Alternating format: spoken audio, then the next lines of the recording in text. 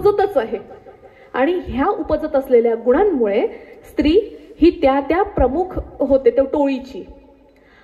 एखाद्या स्त्रीच्या घेतलेल्या निर्णयांमुळे, तिच्या डिसिजन्समुळे त्या समूहाला एक अत्यंत चांगली दशा आलेली असेल, अत्यंत चांगले दिवस आलेले असतील, एका चांगल्या परिस्थितीमध्ये तो समूह गेला असेल, तिने पुढे निर्णय घ्यावेत आणि तो समूह अजून पुढे न्यावा आणि समूह सेफ राहावा. मुळात समूह सेफ राहणे.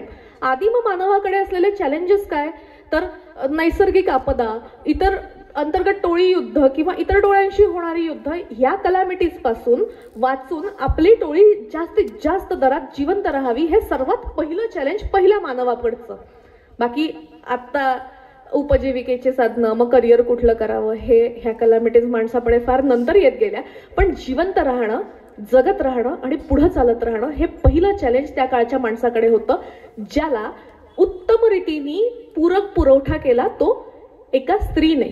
पण जी स्त्री जबाबदार असेल ती स्त्री त्या गणाची किंवा कुलाची किंवा त्या समूहाची कोण, तर मातृका, मोठी देवता किंवा मोठी एक नायिका. पुढे पुढं हे भटके समाज स्थिर होत गेलेत किंवा थोडंसं अल्प कालावधीसाठी का होईना यांना स्थैर्य येत गेलं. मग ह्या ज्या अत्यंत प्रेरक असलेल्या किंवा अत्यंत मोठे माइलस्टोन, एक मोठे प्रगतीचे टप्पे गाठून दिलेल्या ह्या ज्या मातृदेवता आहेत, यांच्या माघारी ह्या होऊन गेल्याच्या नंतर त्यांची जी काही ठाणी तयार होतात, त्यांची जी काही स्मारकं तयार होतात, एखाद्याचं आपण म्हणतो ना, आपले जे वंशज असतात, आपले आजोबा, पणजोबा, आजी पणजी वगैरे जे होऊन जातात, त्यांच्या मरण पावल्याच्या नंतर आपण आपल्या शेतात म्हणा किंवा आपल्या हक्काच्या जमिनीवर म्हणा किंवा कुठेतरी त्यांच्या स्मृतीप्रित्यर्थ एक स्मारक बांधतो आणि दरवर्षी तिथे जाऊन त्यांच्याबद्दल कृतज्ञता व्यक्त करतो की तुम्ही घेतलेल्या डिसिजन्समुळे आज आम्ही छान दिवस बघतो आहोत आणि आज आम्ही इथे आहोत. तर ही अशी स्मारकं त्या मातृकांची झालेली जी आहेत, ती आजची कुलदेवतांची ठाणी होत. देवता किंवा देवी ह्या ज्या आहेत ना, ह्या कोणी सिरियलींमधनं किंवा चित्रपटांमधनं, मालिकांमधनं, नाटकांमधनं आलेल्या, अंगभर दागिने आलेल्या, भरजरी वस्त्र परिधान केलेल्या आणि मागून VFXची प्रभावळ वगैरे असलेल्या, हातातनं प्रकाश किरण जात असलेल्या आणि ह्यातनं तुझं कल्याण होईल बालिके, कल्याण होईल पुत्री, अशा किरण प्रक्षेपित करणाऱ्या चमत्कारिक देवता नव्हेत. मानववंशशास्त्रीय दृष्टिकोनातून जर का आपण पाहिलं, मानववंशशास्त्र म्हणजे मानवाच्या उत्क्रांतीपासून मानव आज कसा कसा सांस्कृतिक बदल घडत गेला, कसा कसा जैविक, भौगोलिक, सामाजिक बदलांना सामोरा जात आजचा मानव कसा आहे, हे शोधण्याचं एक सायन्स, एक शास्त्र म्हणजे मानवशास्त्र. मुळात आता काही लोकांनी त्याला वंश हा शब्द काढा, मानवशास्त्र करा, असं जागतिक विचारवंतांनी जेव्हा सांगितलं तेव्हा हे मानवशास्त्र झालं. आणि हे it is one of the soft science. हे एक सॉफ्ट सायन्स आहे, हे एक शास्त्र आहे. आणि या शास्त्राचं म्हणणं असं आहे की मानव ज्या वेळेला उत्क्रांत होत होता तेव्हा त्याच्या उत्क्रांतीच्या टप्प्यांना निर्धारित एक गती देणाऱ्या ज्या मुळात मातृका आहेत, ज्या प्रमुख आहेत, त्यांची स्मारकं म्हणजे ही मातृदेवतांची ठाणी होत. आणि आता आपण बघतो आहोत की आपल्या मातृदेवता कोण आहेत किंवा आपल्या ज्या महाराष्ट्रात पसरलेल्या ज्या देवता आहेत, स्त्री देवता आहेत, त्या कोण आहेत, तर तुळजाभवानी आहे, कोल्हापूरची अंबाबाई आहे, येडे निपाणीला अजून काही आहे, पुन्हा एक येडेश्वरी आहे, जोगेश्वरी आहे. प्रत्येक ठिकाणी कुठली ना कुठली देवी तुम्हाला दिसते. बरं, तुम्हाला प्रत्येक गावातली एक ग्रामदेवता दिसते. शीतला माता म्हणता तुम्ही त्यांना, साती आसरा म्हणता, तेव्हा तुम्ही अजून काहीही संबोधनं वापरता आणि अशा या देवी दिसतात तुम्हाला. अगदी तुम्ही पंढरपुरात सुद्धा जा, पण तिथली रुक्मिणी, पर्यायाने लखुबाई, तिचंच मूळ आणि आदिम नाव हे पदुबाई, ही सुद्धा आपल्या स्वतंत्र देवळात उभी आहे. ह्या सगळ्या देवता तुम्ही कदाचित नोटीस केलं असेल तर ह्या सगळ्या देवता आपल्या पुरुष सहचराशिवाय स्वतंत्रपणे आपल्या आपल्या देवळात दिमाखात सक्षमपणे उभ्या आहेत. आणि आपण त्यांची चोटी भरायला जातो आणि त्यांनाच नवस फेडायला जातो आणि आपण त्यांनाच नाही, रुजू होऊन यावं लागतं कुळदेवतेच्या ठिकाणी असं म्हणून तिथं जातो. मग ह्या पुरुष देवतेच्या म्हणजे सहकार्याशिवाय किंवा सोबतीशिवाय कशा उभ्या आहेत याचं जर का आपण कारण बघायला गेलो, मुळात आपल्याला हा कधी प्रश्न पडलेलाच नाही. मी ह्या अभ्यासात येण्यापूर्वी मलाही हा प्रश्न कधी पडलेला नव्हता. पण ज्या वेळेला आपण आपली मुळं शोधायला जातो त्यावेळेला आपल्याला दिसतं की ह्या देवता अत्यंत सक्षमपणे देवळात एकट्या उभ्या आहेत. ह्याची कारणं काय आहेत तर तेव्हा जाणवतं की आपण मातृसत्ताक समाजाला बिलॉंग करतो. आपण मातृसत्ताक समाजातून येतो, आपण मातृसत्ताक परंपरेतून येतो, जिथं मातेचा मान राखला जातो आणि मातेची आण ही पूर्ण पिढ्यांसाठी सर्वात महत्वाची असते. अशा परिवारातून किंवा अशा परंपरेतून आपण येतो आहोत. हे ह्या मातृदेवता अत्यंत बोलक्या स्वरूपात सिद्ध करतात. आता आपल्याला ह्या मातृदेवता दिसतात. मग मातृदेवतांचं काय आपल्याला म्हणू शकतो आपण, थोडंसं कॉम्पॅक्ट होत येऊयात की मराठ्यांची कुळदेवता किंवा महाराष्ट्राची कुळदेवता. कुळ म्हणजे काय हे आपल्याला आता माहिती झालेलं आहे. कुलदेवता कशी बनते हे आपण पाहिलं. पण ह्यातही थोडंसं अजून स्पेसिफाय करायला गेलं तर आपल्याला असं लक्षात येईल की ही जी सगळी कुलदेवता आहे ही शेतीशी संबंधित आहे. कशाशी संबंधित आहेत? शेतीशी संबंधित आहेत. शेतीचं रक्षण करणारे, शेतीला संवर्धित करण्यासाठी लागतील ते प्रयत्न करणारे देव आहेत. मग आता आपण बघूयात की कुलचिन्ह काय आहेत. कुळ, त्याची कुळदेवता, कुळचिन्ह. आता ही जी समूह रचना आहे, ह्या समूहाचे जे काही प्रकार पडलेले आहेत त्या प्रत्येक समूहाला, आता यवतमाळ ते हिंगोली मी प्रवास करून आले. हा प्रवास 3-3.5 तासांचा होता. इतका सोपा प्रवास आदिम काळात कधीही नसेल. आता येता जाता मला कुठला वाघ लागणार नाही की सिंह येणार नाही आणि मला खाऊन घेणार नाहीये. पण आदिम मानवाला इतका मोठा टप्पा पार करताना कुठलाही वाघ सिंह येऊन खाऊन घेण्याची भीती सतत असत असे. माणूस ज्या ज्या क्षेत्रामध्ये अल्प कालावधीसाठी स्थिर होत असे त्या कालावधीतली किंवा त्या भौगोलिक परिसरामध्ये काय साधन संपत्ती असेल, नैसर्गिक साधन संपदा जी असेल त्या नैसर्गिक साधन संपत्तीच्या आधारे तो जगत असे. म्हणजे एखादा जर का माणूस किंवा एखादा समूह एखाद्या एरियात राहत असेल, एखाद्या प्रभागात, एखाद्या विशिष्ट भूभागामध्ये राहत असेल, तिथे हत्तींचं जास्त प्राबल्य असेल तर ते हत्ती आणि ते माणसं एकमेकांना यूज टू झालेली असतात.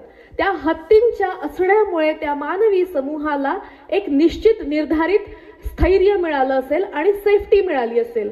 अशी लोक हत्तीला आपलं कुलचिन्ह मानतात किंवा हत्ती प्रति कृतज्ञता व्यक्त करण्यासाठी हत्ती, हा बाबा आमच्या कुळाला उभारण्यासाठी हत्तींनी फार मदत केलेली आहे. एखादा सिंहांना पळवून हत्तीच्या झुंडाने लावलं असेल. अशा अनेक शक्यता व्यक्त करता येतात. किंवा हत्तीमुळे आम्हाला एखादं काहीतरी छान सुरळीत आयुष्य जगण्यासाठी एक छान परंपरा मिळाली असेल किंवा एक छान प्लॅटफॉर्म मिळाला असेल तर ती लोक हत्तीला मानतील. असंच अनेक पशुपक्ष्यांचंही आहे. गरुड कुठल्या कुलाचं चिन्ह आहे, कुठल्या कुलाचं चिन्ह. उंदीर आहे कुठल्या कुलाचं चिन्ह. श्वान, कुत्रा आहे कुठल्या कुलाचं चिन्ह. वेगवेगळ्या झाडांबद्दल असू शकतं. वडाच्या, पिंपळाच्या झाडांची सुद्धा कुलचिन्ह झालेली आहेत. आणि ही कुलचिन्ह मग माणूस काय करत असे की आपल्या समूहापुढे एक बिरुद म्हणून वावरत असे, बिरुद म्हणून लावत असे. ही जी काही प्राणी पशु पक्षी आहे, म्हैस आहे, रेडा आहे, अनेक प्रकारचे घोडा आहे, अनेक प्रकारचे पक्षी आहेत, कावळ्यापासनं इतर अनेक गोष्टी आहेत. अशा पक्ष्यांच्या, पशूंच्या, निसर्गातल्या कुठल्याही घटकांच्या नावानी माणूस आपल्या कुलाला एक कुलचिन्ह देत असे त्याच्याबद्दल कृतज्ञता म्हणून. आणि मग त्या कुलचिन्हाचे मुखवटे किंवा त्या चिन्हाचे मुखवटे माणूस आपल्या चेहऱ्यांवर, गळ्यांमध्ये बिल्ल्यासारखं, जसं आता मी जलसंपदा विभागाला बिलॉंग करते तर माझ्या गळ्यातलं जे आय कार्ड असेल त्यावर जलसंपदा विभाग हे ठळक अक्षरात लिहून असे, तसंच एखाद्या गणाचं, एखाद्या कुळाचं कुळचिन्ह जर का हत्ती असेल तर त्याच्या गळ्यामध्ये हत्तीचा दात म्हणावं किंवा हत्तीचं चित्र असलेलं एखादा चांगलासा मुखवटा तो घालून फिरत असेल, एखादा छानसा मुखवटा घालून तो फिरत असेल हत्तीचा, कोल्ह्याचा, कुत्र्याचा, लांडग्यांचा किंवा कावळे, अशा अनेक गोष्टी आहेत. घुबड सुद्धा कुलचिन्ह आहे. अशा अनेक कुलचिन्हांमुळे माणूस चालत असे. आणि पुढे चालून याच कुलचिन्हांचं काही अंशी दैवतीकरण झालं. मग ते आपण कसं बघतो तर कुलचिन्हांचं दैवतीकरण होताना आपल्याला काय दिसतं की रेडा या कुलचिन्हाचं बरेच अंशी दैवतीकरण होताना दिसतं. मग आपण काय म्हणतो की नाही, आमच्या शेताच्या काठाला ना म्हसोबा आहे, म्हसोबाला महिन्यातनं अमुक अमुक तिथीला नैवेद्य द्यावा लागतो. अनेक ठिकाणी अनेक शेताच्या किंवा गावाच्या देवता आहेत म्हसोबा. भरपूर ठिकाणी असं कुलचिन्ह दिसतं हत्ती, आणि हत्तीचा मुखवटा लावलेल्या देवताची आपण तर नियमितपणे आराधना करतो. कुलचिन्हांपासून दैवतीकरणाचा जो प्रवास आहे हा अशा पद्धतीने जातो. आता ह्या पद्धतीने दैवतीकरणाचा प्रवास ज्या वेळेला जातो त्यावेळेला बरेचदा काय होतं की ही जी कुलचिन्ह आहे ही त्या त्या देवताचे असिस्टंट बनतात. असिस्टंट कसे बनतात तर मला सांगा ताई, लक्ष्मीचं वाहन काय? घुबड. विष्णूचं वाहन काय? महादेवाचं वाहन काय? मला ऐकू नाही येतंय. आणि पार्वतीचं वाहन काय किंवा देवीचं वाहन काय? सिंह, वाघ. अशी ही जी कुलचिन्ह आहेत ही त्या त्या समूहाला घेऊन जाणाऱ्या, त्या त्या समूहाला दिशा दाखवणाऱ्या देवतांचे. कधी कधी ती कुलचिन्ह सरळ देवतांमध्ये येतात किंवा ती कुलचिन्ह त्या त्या देवतांचे काय होतात? असिस्टंट होतात. वाहन म्हणजे काय तर असिस्ट करतो त्याला, वाहन, वाहक. पण ह्या सर्वांमध्ये शिव हा एकच देव असा आहे की ज्याकडे कुलचिन्ह समुच्चय आहे. शिवाच्या डोक्यावर काय आहे? चंद्र आहे, गंगा आहे. म्हणजे निसर्गातले दोन घटक शिवानी ऍक्सेप्ट केलेले आहे की गंगा म्हणजे त्या शिवाचं किंवा त्या आदिम पुरुषाचं ज्यानं आपल्याला अनेक योग्य दिशा दाखवल्या, त्या पुरुषाला कोणी मदत केलेली आहे? गंगेनी. म्हणजे त्याला पाण्याचा लाभ अत्यंत सरलतेने मिळालेला आहे. त्या शिवाच्या गळ्यात काय आहे? नाग आहे. म्हणजे नागकुलानी शिवाचा शेतीचं रक्षण केलं असेल. उंदरांपासून, घुशींपासून कोण वाचवतं आपल्याला? नाग. नागाचं याहूनही अधिक मोठं महत्व आहे, पण हा विषयांतर होईल आणि वेळ वाढेल या भयास्तव मी हे इथे टाळते. शिवानी काय घातलेलं आहे? व्याघ्रांबर. म्हणजे काय तर वाघ, सिंह हे ज्या कुलाचं कुलचिन्ह असेल त्या कुलावर शिवानी विजय मिळवलेला आहे. मग आता विजय मिळवला तर मी काय कसं कसं सेलिब्रेट करेल तो विजय? हा, त्याला काहीतरी तांडव नाही. कसं सेलिब्रेट करायचा विजय? आता हत्ती हे कुलचिन्ह असलेल्या गणाने दुसऱ्या गणावर विजय मिळवला तर तो काय करेल की वाहन म्हणून त्याचाच वापर करेल. म्हणून मग गणपती हा हत्तीचा मुखवटा लावलेला जो गणनायक आहे त्या त्या गणाचा म्हणजे आत्यंतिक लोकशाहीवादी व्यवस्था असलेले जे समूह आहे म्हणजे गण, त्याचा जो नायक आहे गणनायक, तो गणनायक हत्तीचा मुखवटा लावू नये. म्हणजे काय की त्याचा कुलचिन्ह आहे, नाही ऐकू आलं, हत्ती. त्याचं कुलचिन्ह आहे हत्ती आणि तो कशावर जातो, कशावर राईड करतोय तो? उंदरावर. म्हणजे उंदीर हे ज्या गणाचं कुलचिन्ह असेल अशा गणावर अंतर्गत टोळी युद्ध जी होतात त्या टोळी युद्धामध्ये या टोळीनी विजय मिळवलेला असतो. इतकं सहज, साधं, सरळ, सोपं आहे. मग आता शिवानी वाघ हे कुलचिन्ह असलेल्या गणावर किंवा सिंह कुलचिन्ह असलेल्या गणावर विजय मिळवला आणि मग त्याला काही फिजिबल वाटलं नाही, कारण शिवाच्या इकडे कोण आहे? नंदी आहे ना, तो खाईल ना त्याला. म्हणून त्याला डायरेक्ट माणसं उडवण्यापेक्षा त्याचं साल काढलं आणि चला आम्ही वापरतोय, आमचा हा ब्रँड आहे, आमच्या कपड्यांचा हा ब्रँड आहे.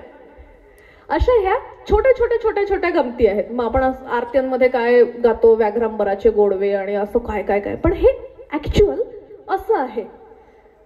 आता पुढे जाताना मला असं सांगायचं आहे ह्यात की रेडा हे सुद्धा एक कुलचिन्ह आहे. आता आपण बघूयात की महाराष्ट्राची जी कुलदेवता आहे ती कोण? तुळजाभवानी. तुळजाभवानीच्या मूर्तीकडे जर का आपण बघितलं, आपण थोड्या वेळाने येऊ, पण तुळजाभवानी तुम्ही म्हणलेलं आहे. आता तुळजाभवानी ही महाराष्ट्राची कुलदेवता कशी आहे? तुळजाभवानी, तुळजा म्हटल्यावर आपल्या समोर पुढं काय येतं? तुळजा म्हटल्याबरोबर आपण कुठला शब्द येतो पुढे? भवानी. तुळजा म्हटल्याबरोबर आपण भवानी म्हणतो. भव हा शब्द आहे या शब्दाचं रूपांतरण आहे. भव म्हणजे काय तर आहे. मग आहे म्हणजे काय तर शाश्वत. शाश्वत म्हणजे कोण आहे तर शिव आहे. मग भव ह्या शब्दाचं स्त्रीलिंगी कुठला शब्द होतो तर भवानी. म्हणजे जी शाश्वत आहे ती आहे माता, निर्माती. भवानी म्हणजे कोण तर निर्माण करणारी जननी आणि आई. आता तुळजा म्हणजे काय? बरेच दस्तऐवज सांगतात, बरेच दस्तऐवज असे सांगतात की ह्या देवीचं नाव तुकाई आहे. ताराबाईंनी एक परांड्याच्या सुभेदाराला पत्र लिहिलेलं आहे धाकट्या शिवराजांकडून. त्यांच्या अख्तरी, त्यांच्या सही शिक्क्यानिशी ताराबाईंनी पत्र लिहिलेलं आहे. ताराबाईंच्या पत्रामध्ये ताराबाई म्हणतात की श्री क्षेत्र तुकाई तुळजापूर क्षेत्री थोर महात्मी श्री प्रभूंची थोर श्रद्धा असे, कुळदैवत असे, अशा ताराबाई म्हणतात. म्हणजे काय तर तुकाई. आता हा तुकाई शब्द कुठून येतो? तुका म्हणल्याबरोबर आपल्याला आठवतात कोण? तुकाराम महाराज. पण आपल्याला हे कळायला हवं की तुकाराम महाराजांचं नाव सुद्धा या तुकाईवरनं आलेलं आहे. कारण तुकाराम महाराजांच्या अंगणामध्ये भवानीचं मोठं देऊळ होतं, अशा काही परंपरा किंवा अशा काही लिखाणं आपल्याला सापडतात, असा मजकूर आपल्याला दिसतो आहे. मग आता तुकाई हा शब्द कुठून आला? तर काही पुराणं असं सांगतात. पुराणांना नेहमीच खरं मानायचं नसतं. पुराणांची किंवा कुठल्याही लिखाणाची ही चिकित्सा व्हायला पाहिजे. पुराणं काही सांगतात की सीतेच्या विरहामध्ये राम बाहेर फिरतो आहे, सीतेला शोधत शोधत शोधत शोधत, आणि एका स्त्रीसाठी वेडापिसा झालेला जो राम आहे त्याची उपासना किंवा त्याचं ध्यान तुम्ही का करता, असं पार्वती जेव्हा हिमालयावर कैलासावर शिवाला विचारते तेव्हा शिव म्हणतो की बघ मी त्याचं ध्यान करतो, तू जाऊन त्याला विचार की मीच सीता आहे, बघ तो काय म्हणतो. मग पार्वती वेषांतर सीतेचं वगैरे करून तिथे जाते. हे मिथ आहे, ठीक आहे, ही मिथिकल स्टोरी आहे. मिथ म्हणजे काय हे तुम्हाला मागच्या वर्षी माहिती आहे. मिथ म्हणजे सांगीवांगीच्या कथा किंवा स्पष्टीकरण देण्यासाठी निर्माण झालेल्या कथा. मग आता हे तुकाई या नावाचं काय स्पष्टीकरण देते बघा ही पुराण कथा. हे स्थलपुराण, आलमपूरचं स्थलपुराण हे काय स्पष्टीकरण देतं? तर पार्वती जाते सीतेच्या वेशात आणि म्हणते की बाबा रे राम, तू काय आता फिरू नकोस, आय एम हिअर, मी आली आहे.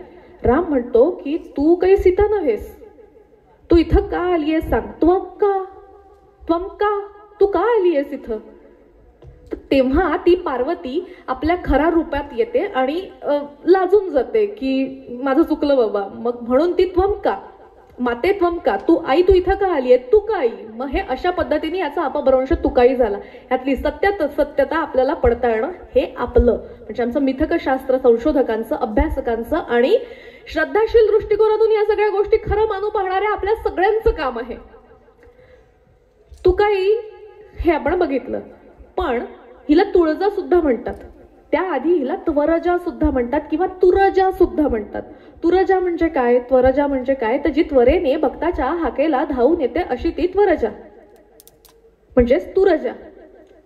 पण हिला तुळजा सुद्धा म्हणतात. मग तुळजा काय, तर तुळणे म्हणजे काय की तोलणे, मापणे. ह्या ज्या देवता आहेत, कोल्हापुरात तुम्ही जाल तर तुम्हाला असं दिसतं की कोल्हापुराच्या सगळ्या वेशीवर एक एक मातृका आहे, एक एक मातृदेवता आहे. आणि त्या मातृदेवता, कोल्हापूर हे व्यवसायाचं ठिकाण होतं. इंडो रोमन ट्रेडचं तिथनं एक रस्ता जातो, तर व्यवसायाचं ठिकाण होतं. कोकण किनारपट्टीवरनं येणारं जे सगळं धन आहे किंवा येणारे जे काही अपेक्षित लुटारू आहेत त्यांना प्रत्येक वाटेवर धरून ठेवणारी ही मातृदेवता होती. ते बिझनेस ट्रेड, स्वतःचा व्यावसायिक गड सुरक्षित राखण्यासाठी प्रत्येक मातृकेने आपल्या हातात शस्त्र तिथे घेतलेलं होतं. दिवसा सुद्धा अत्यंत भयप्रद दिसणारी आणि अत्यंत उग्र स्वरूपातली टेंबलाई तिथे हातात टेंबा घेऊन आलेल्या शत्रूंना जाळून पळून टाकण्यासाठी हजर होती. अशा ह्या ज्या देवता आहेत, ह्या देवतांमधलीच एक म्हणजे तुळजाभवानी. म्हणजे काय, ह्या व्यापाराशी संलग्नित, ह्या शेतीशी संलग्नित, शेती झाल्याच्या नंतर आलेल्या शेतमालाला आपल्या व्यापारीकरणाकडे जाण्यासाठी ह्या ज्या देवता आहेत ह्या त्या संबंधी देवता आहेत. मग ती तोडते ना, ती तोलते, ती वजन करते आपल्या शेतातल्या आलेल्या मालाचं किंवा आपल्या उत्पन्नाचं. हे तोडणे, तुळणे, मोजणे, मापणे याच्याशी, तुळेशी तिचं नामाभिधान संलग्नित आहे, म्हणून ही तुळजा. असं काही भाषिक जे अर्थ लावणारे आहेत, जे अभ्यासक आहेत ते लावतात. पण ह्यामध्ये एक सर्वात महत्वाचा जो एक निष्कर्ष इथे आपला शेवटी तपासण्याचा आहे तो म्हणजे काय, हे बघा, अभ्यासकांचं किंवा आपल्यासारख्या परिवर्तनवादी चळवळीतल्या चिकित्सक लोकांचं काम काय आहे, चिकित्सा करणे. आपण कुठलीही गोष्ट जशी दिली तशी रेडीमेड घ्यायची का, नाही. मग आपण चिकित्सा करून घ्यायची. मग आपण आतापर्यंत हे सगळे पर्याय पाहिले, आता अजून एक पर्याय बघूयात. तुळजा म्हणजे काय? तर आता एवढं सगळं पाहिल्याच्या नंतर शेवटचा पर्याय असा येतो की तुळुवनाडू नावाचा एक प्रदेश जो आहे तो कर्नाटकाच्या पलीकडे आहे आणि केरलोत्पत्ती नावाच्या ग्रंथामध्ये त्या प्रदेशाचं वर्णन इथे आलेलं आहे. ते केरलोत्पत्तीमध्ये ग्रंथकार काय म्हणतो की तुळुवनाडू नावाचा प्रदेश आहे आणि तुळुवनाडूमध्ये जे लोक आहेत तुळू संप्रदाय, तुळू लोक. आपण बघितलं असेल कधी ऐश्वर्या रायचा इंटरव्ह्यू तुम्ही, तर ऐश्वर्या राय सुद्धा तुळू भाषा अत्यंत सफाईदारपणे बोलते आणि ऐश्वर्या रायचे जे बिलॉंगिंग्स आहेत ते तुळू कम्युनिटीतले आहेत. तर हे जे तुळू लोक आहेत हे अत्यंत आक्रमक आहेत, अत्यंत धाडसी स्वभावाचे, शूर योद्धे असे असलेले आहेत तुळू लोक. तर ह्या तुळू लोकांची ही मातृदेवता असू शकते की जी बागलाण ज्या भागामार्फत बालाघाटच्या पठारावर येऊन तिथं स्थिर झालेली असेल. तुळू लोकांची ही जी मातृदेवता आहे. आता तुम्ही बघू शकता की अत्यंत मोठ्या मोठ्या भवानीचे जे शिल्प आहेत ते कर्नाटकात सुद्धा आहेत. तुम्ही होयसळ म्हणू नका, तुम्ही बदामी म्हणू नका, तुम्ही अलेप्पी म्हणू नका, तुम्ही आलमपूर म्हणू नका, प्रत्येक ठिकाणी तुळजाभवानीची अत्यंत नयनरम्य शिल्प आहेत. जशी शिल्प आपण तुळजापुरात बघतो ती गंडकी शिळा आहे आणि अत्यंत रेखीव पद्धतीने तुळजाभवानीचं शिल्प तिथे तयार झालेलं आहे. तुळजाभवानीचं शिल्प कसं आहे? तुळजाभवानीची मूर्ती चल स्वरूपातली आहे. तिच्याकडे असं खाली क्रॉस आहे आणि खाली ज्या पीठावरती बसवलेली आहे त्या पीठावरती क्रॉसची खोबण आहे, जेणेकरून ती मूर्ती आपण तशा त्या क्रॉसमध्ये फिक्स करू शकतो. तुळजाभवानीचं मूर्तिविधान काय आहे? छोटीशी मूर्ती आहे आणि मूर्ती ही हातात अनेक आयुध घेऊन आहेत. मूर्तीच्या उजव्या बाजूला चंद्र, डाव्या बाजूला सूर्य अशा आहेत. मूर्तीच्या उजव्या हाताला सिंह आहे, सिंहाच्याच खाली मार्कंडेय ऋषी आहेत. मूर्तीच्या डाव्या बाजूला सती अनुभूती म्हणजे तुळजाभवानीने तारलेली एक सती अनुभूती आहे असं तिथले भाविक म्हणतात. कोणी म्हणतात की तो उलटा तपस्वी आहे, त्याचं डोकं खाली वर पाय आहेत आणि खाली त्याने हात जोडलेले आहेत. आणि तुळजाभवानीच्या हातामध्ये काय आहे? तुळजाभवानीच्या हातामध्ये अनेक प्रकारची आयुध आहेत. तुळजाभवानीच्या हातामध्ये त्रिशूल आहे, बिछवा आहे, बाण आहे, शंख आहे, चक्र आहे, धनुष्य आहे, पानपात्र आहे आणि तुळजाभवानीच्या शेवटच्या हातामध्ये सर्वात महत्वाची वस्तू काय आहे? शेंडी धरलेली आहे. एक शेंडी धरलेली आहे आणि तिला मानवी मुख आहे. खाली जर का पाहिलं तर तुळजाभवानीच्या दोन्ही पायांच्या मध्ये महिषाचं, रेड्याचं मस्तक कटून पडलेलं आहे आणि तुळजाभवानीचा डावा पाय खाली आहे, उजवा पाय त्या रेड्यावर दाब देत असलेला आहे. तुम्ही जर का तुळजाभवानीची मूर्ती हे चित्र, ओरिजिनल चित्र जर का गुगलमध्ये बघाल, तुम्ही त्या मूर्तीचे ओरिजिनल फोटो गुगलमध्ये बघाल तर त्या देहबोलीमध्ये अत्यंत लयकारिता आलेली आहे. त्यातून ती क्रिया फार छान पद्धतीने स्पष्ट होते आहे. तुळजाभवानीच्या हातात मस्तक आहे आणि पायाशी रेड्याचं मस्तक आहे. म्हणजे तुळजाभवानी तिच्या हातातल्या, हे बघा हातात काय आहे? मला किती हात आहेत? 2 हात आहेत. दुर्गेला किती हात दाखवतात? 4 ते 10 ते 16, 18 असे अनेक आहेत. हात म्हणजे काय? तर आपलं कौशल्य. हे मिथकशास्त्रामध्ये किंवा हे मिथ कसं आहे की 4 हात. मला सांगा ताई, 4 हातांची कुठली तरी बाई असणं शक्य आहे का? इथे डॉक्टर मॅडम आहेत, आपण त्यांनाच विचारू की एखाद्या मानवाला, बाईला सोडा, एखाद्या कुठल्याही मानवाला 4 हात असणं शक्य आहे का?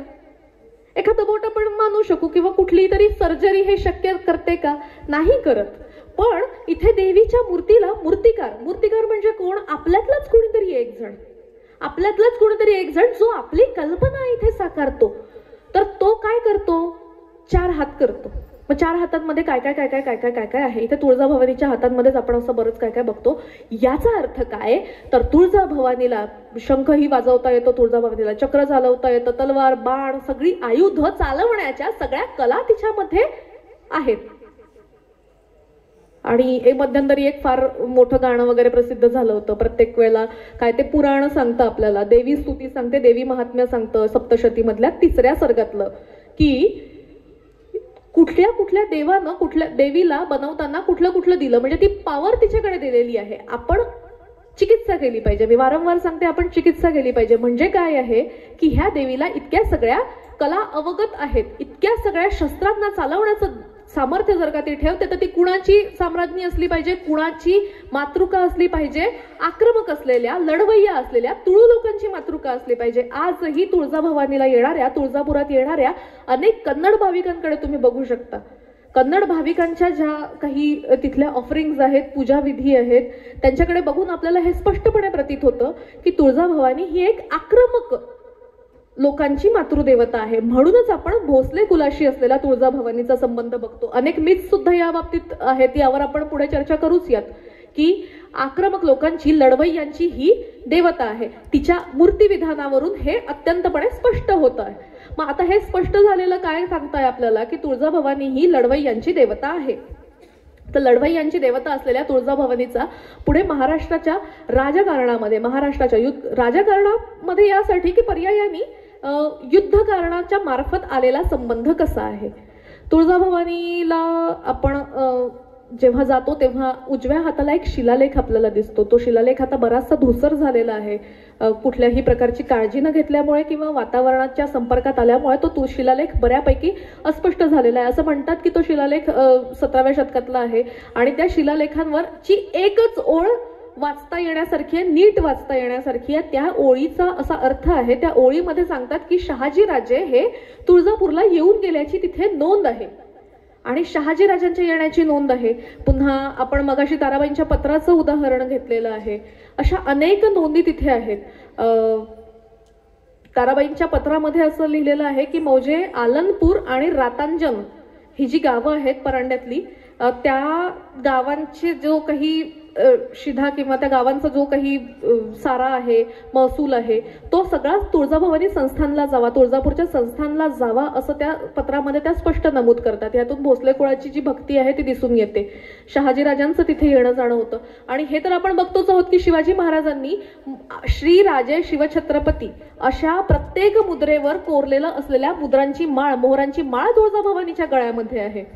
तुळजाभवानीचा आणि भोसले कुळाचा संबंध फक्त इथपर्यंत येत नाही. तुळजाभवानीचा आणि भोसले कुळाचा संबंध बघण्यासाठी आपण ज्या वेळेला बघतो त्यावेळेला राजे व्यंकोजी, त्यांचं नामविधान एकोजी सुद्धा आहे, शहाजी राजांचे ज्येष्ठ पुत्र, शिवाजी महाराजांचे मोठे भाऊ व्यंकोजी राजे. व्यंकोजी राजे हे दक्षिणेत जरी तंजावरचे जरी हे असलेत, प्रमुख असलेत किंवा तंजावरचं राज्य जरी त्यांच्याकडे असलं तरी सुद्धा त्यांच्या मनातली भवानी भक्ती काही संपली नाही आणि त्यांनी भवानी महात्म्य लिहून काढलेलं आहे, भवानी शतक लिहून काढलेले आहेत, भवानीच्या स्तुती त्यांच्या लिखाणातल्या अजूनही संग्रही आहेत. अशी भवानी भक्ती, तुळजाभवानीची भक्ती जी आहे ती भोसले कुलामध्ये आहे. मग आता भोसले कुलामध्ये जी भक्ती आहे तुळजाभवानीची, ती भक्ती कशा पद्धतीने प्रतीत होते, तर काही मिथ्सच्या स्वरूपामध्ये, काही मिथकांच्या स्वरूपामध्ये त्या भक्तीचं पारलौकिकत्व आपल्याला दिसतं. एखाद्या देवतेची भक्ती असणं मान्य आहे, पण त्या देवतेच्या भक्तीलाच सर्वस्वी मानणं आणि त्या भक्तीला प्रोजेक्ट करण्यासाठी मानवी पराक्रमाला थिटं पाडत राहणं आणि त्याला चमत्कारांची जोड देणं हे कुठल्याही महापुरुषावर अन्याय केल्यासारखं आहे. हे केव्हाही योग्य नाहीये. तर अशी मिथकं कशी तयार झालीत? ही मिथकं तयार होण्यासाठी सर्वात महत्वाचं काम असतं की तत्कालीन साहित्यिक म्हणा, कवी म्हणा किंवा आता हे लिखित साहित्य सुरू झाल्यापासून असेल, पण त्याच्या आधी ज्या वेळेला साहित्य मौखिक होतं त्यावेळेला सांगीवांगीच्या कथनांमधून ह्या गोष्टी पुढे झाल्या जायच्यात. पण शिवाजी महाराजांच्या काळामध्ये मिथकही अव्याहत असतात. त्या काळी सुद्धा होत होती, आता सुद्धा होत आहेत आणि इथून 50 वर्षांनंतर सुद्धा होत आहे. आता हे सर्वात महत्वाचं आणि मोठं मिथक काय आहे? आजचं सर्वात छान माझ्या पद्धती म्हणजे माझ्या दृष्टिकोनातनं सर्वात मोठं मिथक काय आहे? मिथ म्हणजे काय की सांगीवांगीच्या कथा ज्या प्रत्येक वेळेला खऱ्या असतीलच असं नव्हे, मुळात त्या आपल्याला खऱ्या भासवण्यासाठी सांगितलेल्या गोष्टी म्हणजे मिथक. आपल्या भोवताली असलेलं सर्वात मोठं मिथक 56 इंच का सीना, शेर पाला है तो खर्चा तो होगा ही, गॅसचे भाव काय कितीही वाढू देत. काय तर आम्ही उज्ज्वला योजना दिली. बहिणींना गरज आहे आणि बहिणी फार आमच्या लाडक्या आहेत, हे महाराष्ट्रातलं हे प्रादेशिक मिथक. अशी मिथकं ही असतातच, सुरू होतच असतात, अव्याहतपणे तयार होतच असतात. तर ह्या मिथकांमधलं तत्कालीन शिवकालीन मिथक सर्वात मोठं काय? सर्वात मोठं शिवकालीन मिथक हे आहे शिवाजी महाराजांनी भवानी तलवार, शिवाजी महाराजांना भवानी तलवार साक्षात भवानीने प्रकट होऊन दिली आणि म्हणून शिवाजी महाराज अफजल खानाचा खात्मा करू शकलेत. भवानीचा आशीर्वाद होता, दैवी कारण होतं, त्याशिवाय काय होणार होतं? भवानीने प्रत्यक्ष प्रकट होऊन शिवाजी महाराजांच्या हातात तलवार दिली. आणि ती तलवार एक आहे, शिवाजी महाराजांची तलवार एक आहे इंग्लंडला, आणि दुसरी शिवाजी महाराजांनी वापरलेली तलवार कुठे आहे? भारतात. दोन्ही तलवारींवर जर का तुम्ही बघाल तर त्या दोन्ही तलवारींवर पोर्तुगीज भाषेमध्ये काहीतरी लिहिलेलं आहे. आता मला सांगा, मराठ्यांची कुलदेवता महाराष्ट्रात राहिलेली, फार तर फार त्या कुलदेवताचा संबंध कुणासोबत होता? तुळू लोकांपर्यंत. म्हणजे कुठपर्यंत होता? कन्नड लोकांपर्यंत. कन्नड लोकांची भाषा काय? कानडी. आता कानडी जास्तीत जास्त तुळजाभवानीला मराठी येईल, कानडी येईल. तुळजाभवानी पोर्तुगीज भाषेमध्ये त्या तलवारीवर कसं कोरून देणार आहे? चिकित्सा करायला गेलो तर आपण या अंगाने सुद्धा जाऊ शकतो. हे सर्वात मोठं मिथ आहे.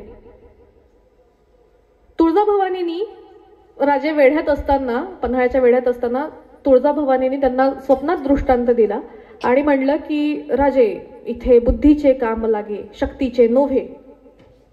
तुम्ही इथं बुद्धी वापरा आणि बुद्धी वापरून जा. हा स्वप्न दृष्टांत शिवाजी महाराजांना झाला आणि ते पुढे तिथनं वेढ्यातनं सुटका करून आलेले.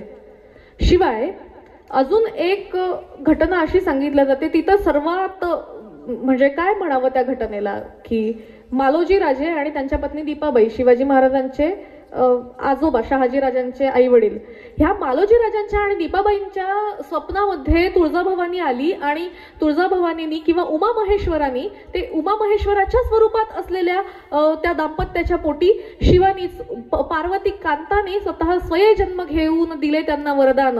असे म्हणतात की त्यांच्या कुळात त्यांचा पौत्र म्हणून शिवाजी महाराज म्हणजे स्वतः शंकराचा अवतार जन्माला आले. आणि शंकराच्या अवताराची आई म्हणजे साक्षात जिजाऊ ही रेणुका स्वरूप आहे. म्हणजे हे केवढं मोठं मिथक आहे. ह्या अशा पद्धतीने मिथक घडतात. म्हणजे शिवाजी महाराजांनी जो काही पराक्रम केला तो कसा, तर तो काही फार अलौकिक नाही आहे पराक्रम शिवाजी महाराजांचा. शिवाजी महाराज म्हणजे काही फार ग्रेट नाही, कारण ते देव होते. कारण काय, तर ते शिवाचा अवतार होते. ते इतकं करू शकले किंवा जिजाऊंनी शिवाजी घडवला, जिजाऊंनी एक राजा घडवला, एक नव्हे दोन छत्रपती घडवले. असे दोन छत्रपती देणाऱ्या जिजाऊ ह्या रेणुकेचा अवतार होत्या. तुम्ही मी थोडी आहोत. त्यांनी केलं, आपण हात जोडायचे, जिजाऊ वंदना म्हणायची आणि घरी चाललं यायचं. ही भावना त्यातून जन्माला येते. दैवतीकरण जे होतं या आराध्यांचं किंवा या लोकांचं दैवतीकरण जे होतं महामानवांचं, हे अशा पद्धतीने होतं. ही कुणी लिहिली, कुणाच्या रचना आहेत, तर पहिल्या दोन आहे कवींद्र परमानंद, जे शिवाजी महाराजांचे समकालीन आहे. त्यांच्या शिवभारत लिहिलं कवींद्र परमानंदांनी. आणि कवींद्र परमानंद त्यात सांगतात की शिवाजी हे शिवाचा अवतार, साक्षात त्यांच्या हाती रणचंडिका बैसली तलवार होऊन. शिवाजी महाराजांच्या पराक्रमाला इथे शून्य किंमत. शिवाजी महाराजांनी का अफजल खानाला मारलं किंवा का इतकी सगळी लढाया जिंकल्या किंवा का इतक्या सगळ्या गोष्टी केल्या, मुळात स्वराज्य का उभं झालं? शिवाजी महाराजांच्या हाती रणचंडिका बैसली तलवार होऊन. शिवाजी महाराजांनी जे स्वराज्य उभारणी केली ती फक्त तलवारीच्या जोरावर नव्हे, तर लेखणीच्या टोकावर सुद्धा स्वराज्य उभं झालेलं आहे. या स्वराज्याची उभारणी तलवारीच्या नोकावर नव्हे, तर लेखणीच्या टोकावर झालेली आहे. ही गोष्ट नाकारता कामा नये. आता कोणी म्हणलं नाही इथे शिवाजी महाराजांच्या हाती लेखणी बैसली, इथे स्वय सरस्वती होऊन, असं कोणी म्हणलेलं नाही. कारण काय, तर ह्या बाबी दुर्लक्षित राहिलेल्या आहेत आणि दुर्लक्षित बाबींवर मिथक सहसा बनत नसतात. मिथक ही प्रचूर गोष्टींच्या बाबत, म्हणजे प्रसिद्ध प्रख्यात ज्या गोष्टी आहेत त्यांच्यासाठी बनत असतात मिथक. त्यांच्यासाठी बनलेली ही जी मिथक आहेत. आता शिवाजी महाराजांकडे जर का आपण बघितलं तर आपल्याला काय काय दिसतं, तर एक अनन्य साधारण बुद्धिमत्ता असलेला लोकोत्तर पुरुष, एक अनन्य साधारण संकल्प करणारी लोकोत्तर स्त्री, तुमच्या माझ्यासारखी, पण परिस्थितीकडे निराळ्या दृष्टिकोनातून पाहणारी स्त्री म्हणून आपण जिजाऊंकडे बघू शकतो. जिजाऊंकडे आपण बघितलं पाहिजे. आपण जर का या परिस्थितीला शरण गेलो, जसं जिजाऊ गेल्या नाहीत, तर काय होणार आहे की नाही, हा परिस्थितीच तशी आहे, त्यांच्याकडे दैवी शक्ती होती. तर अशा पद्धतीने इथे आपण विचार करतो आहोत. मिथकांचं चिकित्सा ह्याचसाठी झाली पाहिजे की त्या ज्या देवतेचा संबंध आपण तुळू लोकांशी जोडला आणि अशा पद्धतीने आपण तुळजाभवानीची चिकित्सा करत गेलेलो आहोत. श्रद्धा असावी. शिवाजी महाराजांची श्रद्धा सुद्धा मातृदेवतेवर होती, त्या मातृकेवर होती. कारण काय की मातृसत्ताक समाजाचे पाईक असलेल्या इथल्या मूलनिवासींच्या सिंधू परंपरेचे आपण पाईक आहोत आणि त्याचेच वंशज शिवाजीराजे हे आहेत. शिवाजीराजांनी आपल्या मातेला दैवतस्थानी मानलं. ही गोष्ट जर का आपण घेतली तर आपण ह्या पुढे अनेक उत्तम माता घडवण्यासाठी सक्षम असू. पण नाही, आपण मिथकांच्या मागे जातो. आपण मिथकांना सत्य मानतो, मिथकांची चिकित्सा आपण करत नाही.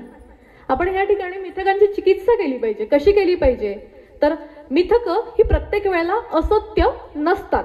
मिथक ही प्रत्येक वेळेला सत्य सुद्धा नसतात. मिथक ही तुम्हाला एक गोष्ट सांगत असतात. मिथक इथे काय गोष्ट सांगतं शिवाजी महाराजांचं आणि हे भवानी तलवारीचं जे मिथक आहे हे तुम्हाला काय गोष्ट सांगतं की शिवाजी महाराज हे तुळजाभवानीला मानत असत. तुळजाभवानीला काय मानत असत तर तुळजाभवानी ही इथलं एक कुलदैवत आहे. मग आपण आता पाहिलं, थोडंसं अजून रिव्हर्स जाऊयात आपण. कुलदैवत म्हणजे काय हे जे आपण बघितलं ह्यामध्ये ही मराठ्यांची किंवा इथल्या महाराष्ट्राची किंवा इथल्या मूल निवासींची मातृका होती. म्हणजे काय तर आपण मातृसत्तेच्या इथं पाईक ठरतो. म्हणजे काय तर ती जनन प्रक्रियेत असलेली एक मातृका आहे. म्हणजे काय तर ती संरक्षक प्रक्रियेत असलेली एक मातृका आहे. बाबासाहेबांना सुद्धा चिवर धारण करून जावं लागलं होतं. त्यांनी सुद्धा चिवराचा एक आधार घेतला होता. माणसासाठी श्रद्धा अत्यंत महत्वाची असते, पण त्या श्रद्धेचं रूपांतर हे अंधश्रद्धेत कधी होऊ देऊ नये. अंधश्रद्धा आणि श्रद्धा यांमध्ये एक इतकी अस्पष्ट अस्फुट आणि बारीकशी रेष आहे, ती सतत जागी ठेवण्याचं काम आपल्याला आपली सत्सद विवेक बुद्धी देते. मग आपण काय केलं पाहिजे तर मिथक टाळायचीत का? नाही टाळायची. मिथक म्हणजे ही शेंगदाण्यासारखी आहेत. शेंगदाण्यासारखी आहेत म्हणजे कशी आहेत? शेंगदाण्याचं झाड आपण बघितलं असेल सगळ्यांनी, भुईमुगाचं झाड बघितलं. आता इथे मला विचारण्याची गरज वाटत नाही. जर का आता आमची व्याख्यानं किंवा इतर वर्कशॉप्स वेगळ्या वेगळ्या ठिकाणी होतात, मुंबईला, पुण्याला, अशा ठिकाणी गेले की आम्ही विचारतो शेंगदाण्याच्या झाडावर शेंगदाणा लागतो कुठे? पण मला वाटत नाही की इथे विचारण्याची गरज आहे. हा प्रश्न आमचा आवडता आहे, शेंगदाण्याच्या झाडावर शेंगदाणा लागतो कुठे? तर शेंगदाण्याच्या झाडापाशी गेल्याच्या नंतर आपल्याला शेंगदाणा खायचा असेल तर काय करावं लागतं? झाड उपटावं लागेल. झाड उपटल्याच्या नंतर आपल्याला काय दिसतं? शेंग दिसते. ती खायची का? नाही खायची. का नाही खायची? तिला माती लागलेली आहे. म्हणजे काय की मिथकातला नेमका गाभा काय आहे मिथक ऐकल्याच्या नंतर तो शोधायचा. मिथक ऐकल्याच्या नंतर त्यांचा गाभा आपण ज्या वेळेला शोधतो त्यावेळेला काय दिसतं आपल्याला की अरे हे काहीतरी वेगळं आहे. आपण ते झाड उपटतो, मग आपल्याला शेंग दिसते, मग तो गाभा दिसतो. मग ते मिथक तसंच आपण स्वीकारायचं का? तर नाही, कारण शेंग आपण खात नाही ना. हो, आपण ती माती भरलेली अशुद्धी लागलेली जर का शेंग खाली तर काय होईल? काय होईल मॅडम? पोट खराब होईल, जंतू संसर्ग होईल, इतर अनेक इन्फेक्शन्स होतील. आणि मिथक तशीच्या तशी स्वीकारली तर समाज स्वास्थ्य सुद्धा धोक्यात येईल. समाजाला सुद्धा गैरसमजांचे, दऱ्यांचे इन्फेक्शन्स होतील. त्यामुळे आपण काय केलं पाहिजे? ती शेंग धुतली पाहिजे किंवा त्याच्यावरची माती साफ केली पाहिजे. मग झाली, साफ तर झालं ना आता ती शेंग. मग आता तर खाऊ शकते ना मी? खाऊ शकते की नाही? नाही खाणार. कारण काय की तो टाकाऊ भाग आहे. मग असाच मिथकांमधला जो टाकाऊ भाग आहे तो आपल्याला टाकून द्यावा लागेल. शिवाजी महाराजांना तलवार भवानीने दिली होती का? नव्हती दिली. शिवाजी महाराजांनी ती तलवार भवानीच्या चरणी ठेवली असेल आणि मे बी आपलं स्वतःचं मॉरल बूस्ट करण्यासाठी, आपल्या स्वतःचा आत्मविश्वास वाढवण्यासाठी तू जसं तुझ्या काळी पराक्रम करून इतर शत्रूंना हाणून पाडलं असशील ते सुद्धा माझ्यात येऊ. आज आपण सिंदखेड राजाला जाणार 12 तारखेला. काय म्हणणार तिथे? की तुझा आदर्श आम्हाला घेता येऊ दे, तू आमची प्रेरणा आहेस, असं आपण म्हणून येणार. शिवाजी महाराजांनी ती तलवार टेकवली असेल आणि तिथनं खूप मोठी सकारात्मक ऊर्जा घेऊन ते आले असतील. त्या शेंगेला मी फोडलं, मग त्यात मला शेंगदाणा दिसतो, मग तो मी खाल्ला आणि मग माझ्या शरीराला पोषण मिळालं. नसता माझ्या शरीराला नेमके अहितकारक गोष्टी मिळाल्या असत्या. मिथक जशीच्या तशी स्वीकारल्याने मानवी समाजाला, आपल्या समाजाला नेहमी अहितकारक गोष्टींना सामोरं जावं लागतं. म्हणून मिथक चिकित्सा होणं गरजेचं आहे. मी इथे अध्यक्षांना सांगू इच्छिते की हा विषय फार मोठा आहे. ह्या विषयाच्या जितकं जितकं आपण खोलात जाऊ तितकं तितकं आपल्याला ऐकावंसंच वाटेल आणि आपली ऐकण्याची इच्छा अजून प्रगाढ होत राहील. मला त्यांना अशी विनंती करावीशी वाटते की इथल्या सगळ्यांच्या जे उत्सुक चेहरे आहेत ते बघून असं वाटतं की आपण यावर नक्की विस्तृत पुन्हा पण बोलूयात. पण आता तुर्तास आपण इथे थांबून पुढे जाऊयात. ते कसं, तर तुळजाभवानी ही जी आहे मराठ्यांची कुलदेवता. मराठ्यांची कुलदेवता, इथं जिजाऊंना सुद्धा साक्षात भवानी म्हटलेलं आहे.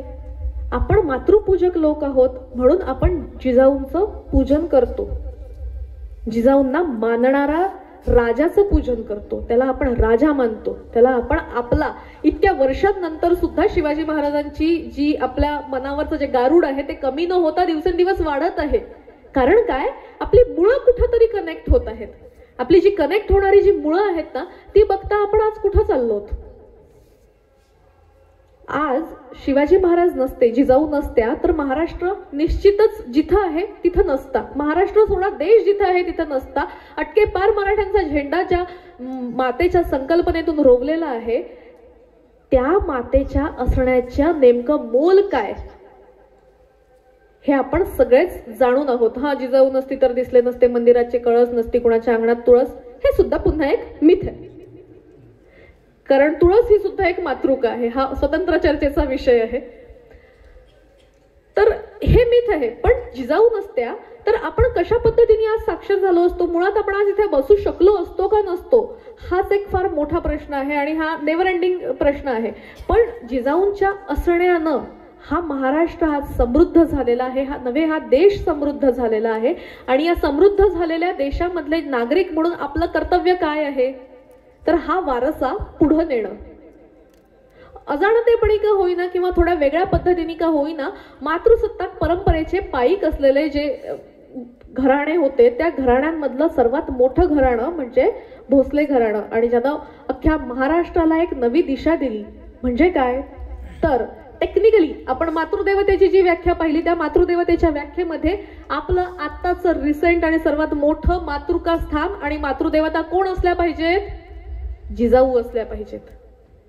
आणि जिजाऊ ज्या महाराष्ट्राची मातृदेवता आहे अशा महाराष्ट्रातली स्त्री आज काय करते, अशा महाराष्ट्रातली स्त्री आज उपास करते. अशा महाराष्ट्रातली स्त्री आज उद्या एक छानपैकी एक लोटा जल हे करते. महाराष्ट्रातली स्त्री काय करते आहे, महाराष्ट्रातली स्त्री केवळ राजकारणात आपलं अस्तित्व धडपडत चाचपडते. महाराष्ट्रातली स्त्री काय करते, महाराष्ट्रातली स्त्री मला इथं नव्हे कुठं नव्हे कुठं जागा मिळेल हे शोधते आहे आणि स्वतःचा वापर व्यवस्थितपणे होऊ देते आहे. महाराष्ट्रातल्या राजकारणामध्ये महाराष्ट्रातल्या स्त्रीचा दुर्दैवीपणाने मी म्हणू शकते की वापर होतो आहे. महाराष्ट्रातलं जे राजकारणातल्या लोकांचं आपण बघूया की स्त्रियांवर जे अत्याचार होतात महाराष्ट्रामध्ये म्हणा किंवा कुठेही म्हणा, देशात म्हणूयात, चला आपण देशात बघूयात.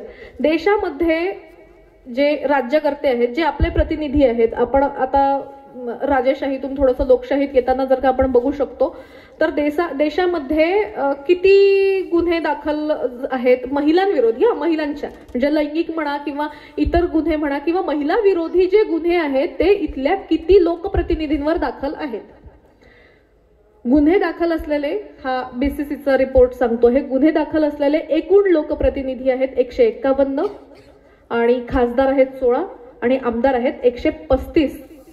ह्यापैकी महाराष्ट्रामध्ये 12 आमदारांवर लैंगिक अत्याचाराचे गुन्हे आणि एका खासदारावर लैंगिक अत्याचाराचे गुन्हे आहे. ह्यामध्ये बलात्कार, ह्यामध्ये पीडन, ह्यामध्ये विनयभंगापासून तर घरगुती हिंसाचारापर्यंत अनेक गुन्ह्यांची म्हणजे नोंदणी आहे. आणि हे फक्त नोंदलेले गुन्हे आहेत.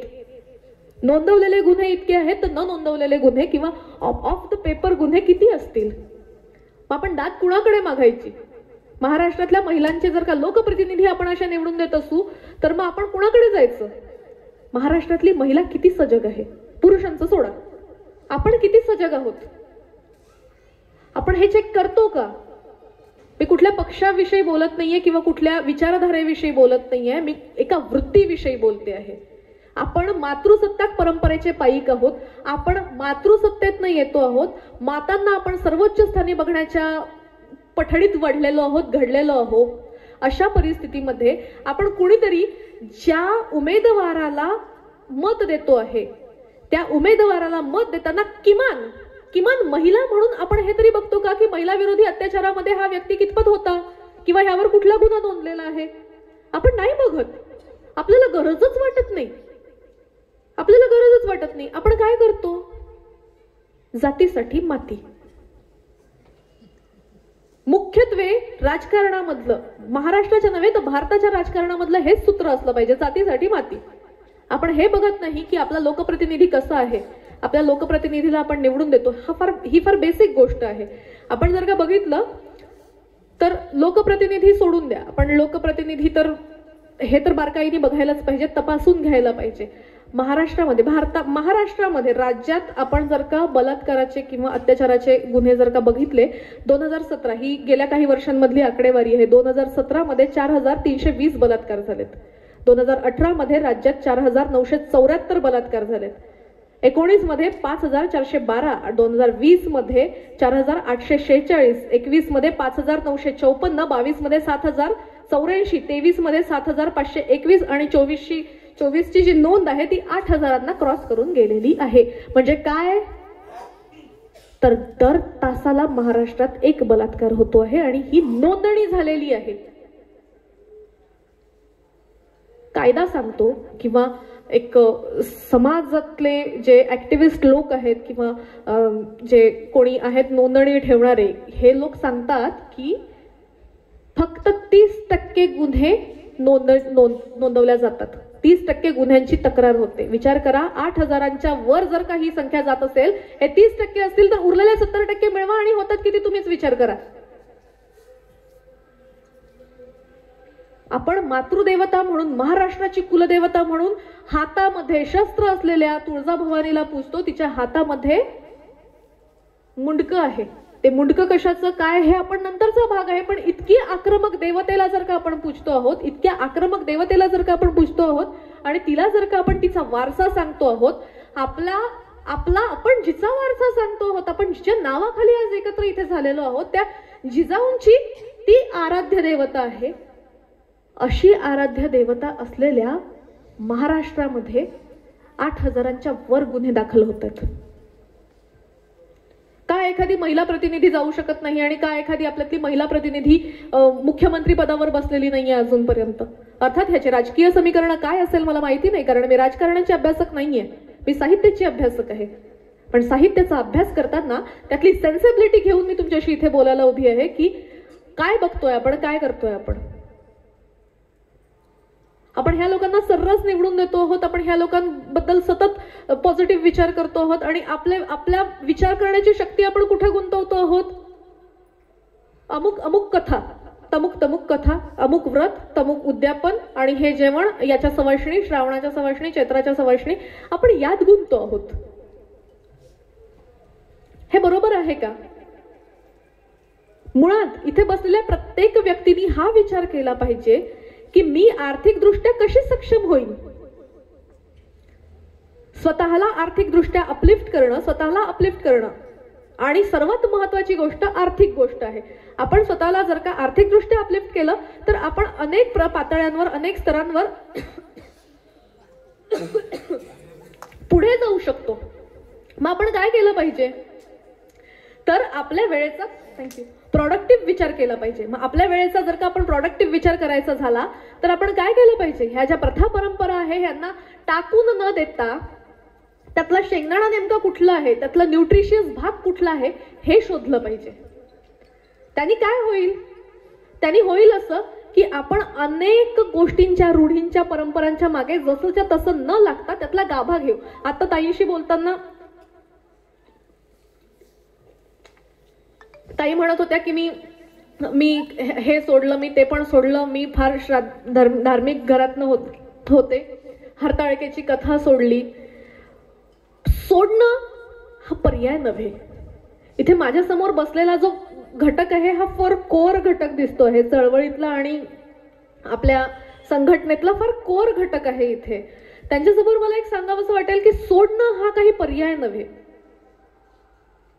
आपलं काय आहे ह्यातला गाभा शोधणं हे आजचं आपल्या पुढचं चॅलेंज आहे.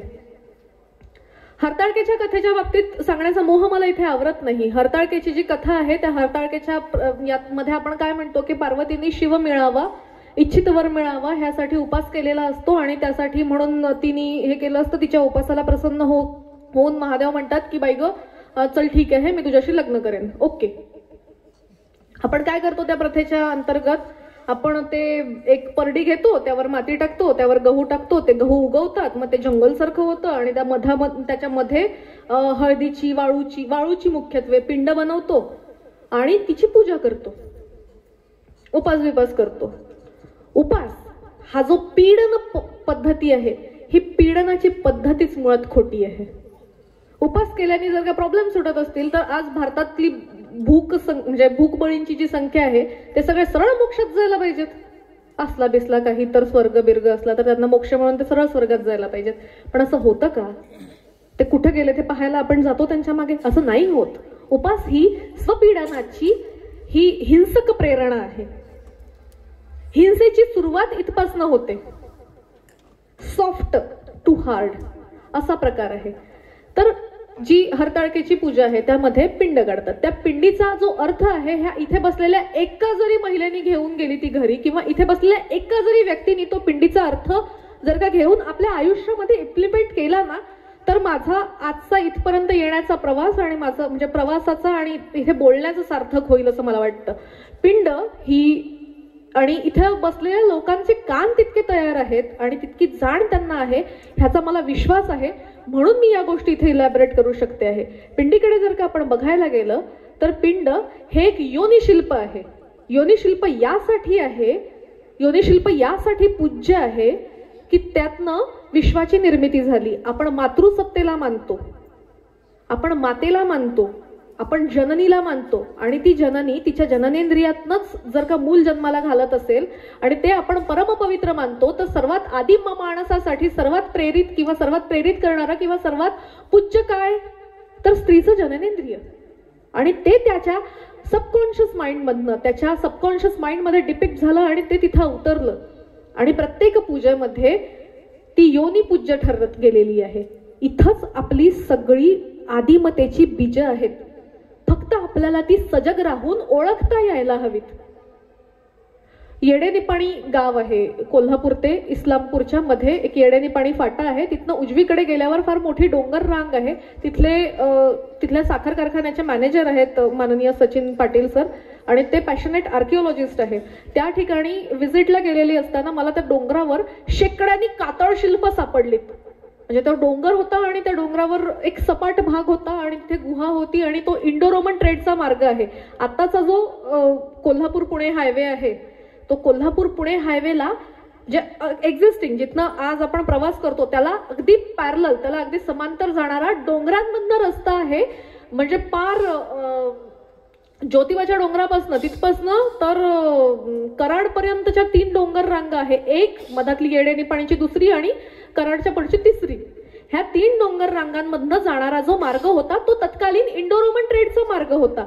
रोमशी जो व्यापार व्हायचा त्याचा तो मार्ग होता आणि तिथनं पुण्याच्या तिकडे पुढे जाऊन बाजारपेठेमध्ये तो माल विकला जायचा किंवा तो व्यापार व्हायचा किंवा जे काही संबंध असायचे तसे असायचे. त्या मार्गामध्ये 3 डोंगर यायचे. ते 3 डोंगर म्हणजे त्यांच्या प्रवासाचे थांबे आहेत आणि आजही आपण जर का पाहिलं तर गुगल मॅप सांगतो या डोंगरापासून त्या डोंगरांपर्यंत पायी 24 तास 12 तास 22 तास असं काहीतरी त्यांचं एक गणित आहे. आणि इथनं निघालं की बरोबर तिथं जाऊन त्या डोंगर रांगांमध्ये थांबायचं, त्या डोंगरांवर थांबायचं. त्या डोंगरातल्या गुहांच्या बाहेर सपाट जागेवर कातळामध्ये काही शिल्प कोरलेली आहेत. तिथे काही योनी कोरलेल्या आहेत. त्या ज्या योनी आहेत तिथले स्थानिक लोक महादेवाच्या पिंडी म्हणून पूजल्या जायच्यात. तिथे लोक कावड यात्रा घेऊन जायचे खालपासून, कारण तो डोंगर समुद्रसपाटीपासून बराच वर आहे. आणि तिथं गेल्याच्या नंतर त्या योनींना पाणी टाकायचे, त्या मूर्त्यांना पाणी घातल्या जायचं, हार घातल्या जायचे, पूजा केली जायची आणि देवारे आमच्या नवसाला पावरे बाबारे असं करून नवस दिवस बोलल्या जायचे.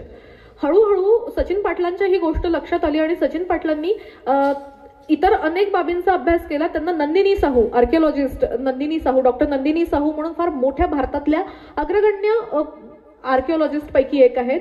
त्यांच्या मार्गदर्शनाखाली ह्या योनी किंवा ह्या योनी मूर्ती किंवा ही कातळ शिल्प थेट रोमन कातळ शिल्पांसारखी आहेत. ही सुमेरियात सुद्धा सापडली, ही ग्रीसमध्ये सुद्धा सापडली आणि इव्हन आता ही ऑस्ट्रेलियात किंवा ऑस्ट्रेलियाच्या तिकडच्या खाडीमध्ये सुद्धा ही सापडलेली आहेत ही कातळ शिल्प. तर ह्या कातळ शिल्पांची घटना किंवा त्यांची बांधणी फार सारखी आहे आणि ही जी शिल्प आहेत ही शिल्प मातृपूजेचं प्रतीक मानल्या जातात. स्त्रीने एक जन्म दिल्याच्या नंतर ती तिथे एक मूर्ती कोरत असे.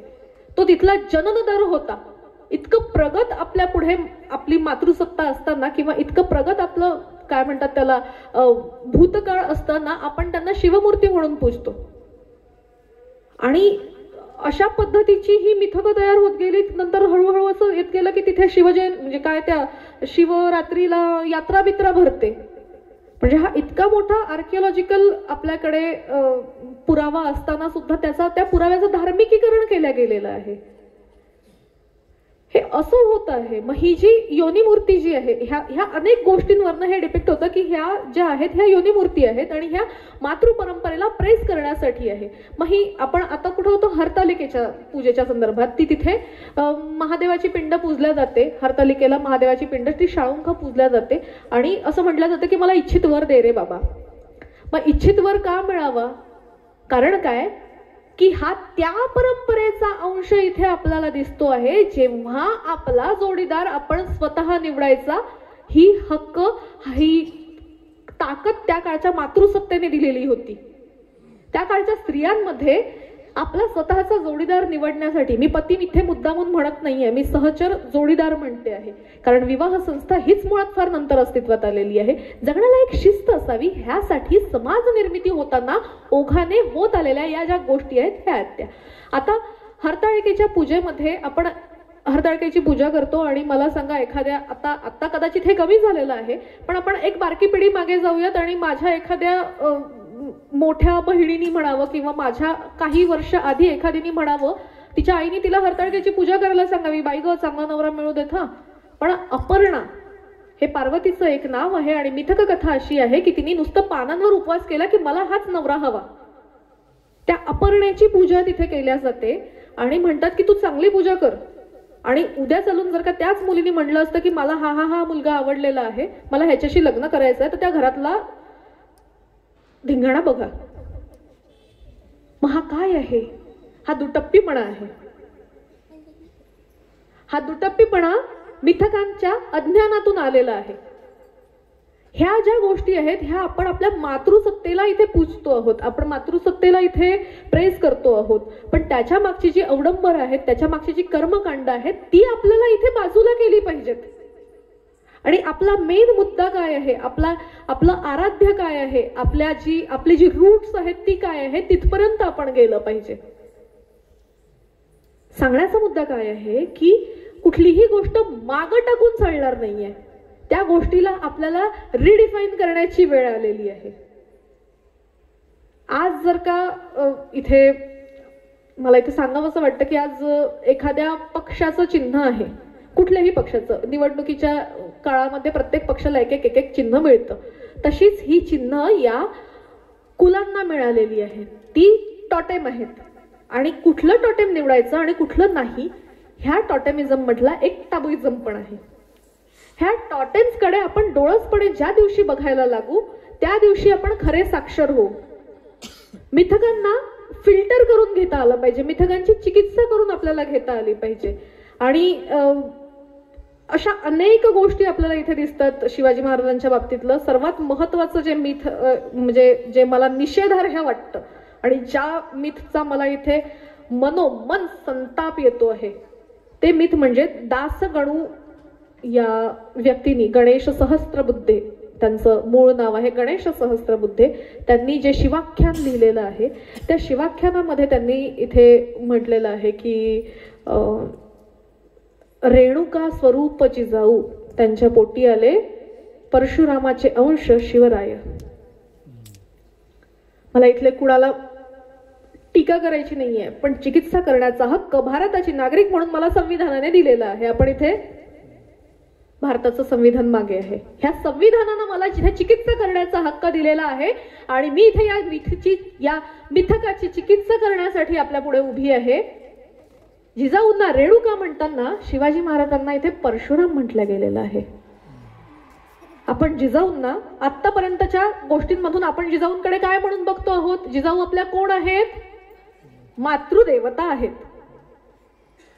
आपल्याला आज हे इतकं सुंदर भविष्य देणाऱ्या, निर्धारित उत्तम भविष्य देणाऱ्या त्या कुळाच्या डिसिजन मेकर आणि आपल्या मातृदेवतेला इथे रेणुकेचा दर्जा दिलेला आहे.